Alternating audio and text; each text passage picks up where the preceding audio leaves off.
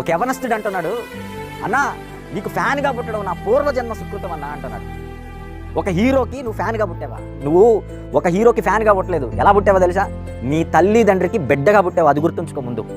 ఆ తర్వాత వయసు వస్తున్న కొలది, పరిస్థితులు నిన్ను లాగుతున్న కొలది, సినిమాలు చూసి, నటన చూసి నువ్వు ఫ్యాన్స్ అయ్యావు. నటన చూసి నువ్వు ఫ్యాన్ అయ్యావు. నటన చూసి కాదు నువ్వు ఫ్యాన్ అవ్వాల్సినది, జీవితాన్ని చూసి ఫ్యాన్ అవ్వు. నీ కొరకు ఎన్నో త్యాగం చేశారే నీ అమ్మ నాన్న, వాళ్ళని చూసి వాళ్ళకి ఫ్యాన్స్ అవ్వాలి, వాళ్ళకి అభిమానులు అవ్వాలి. నీకోసం అనేక సార్లు ప్రాణమైన ఇవ్వడానికి సిద్ధపడ్డారే.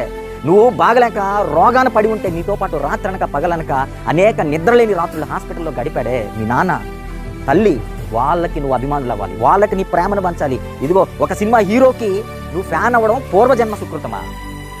నటించిన నటనకు నువ్వు ఫ్యాన్ అవ్వడం పూర్వజన్మ కృతమా? ఏమైనా అర్థమవుతుంది ఈరోజు యవనస్తులకి? జీవితం అంటే ఏమైనా అర్థమవుతుందా?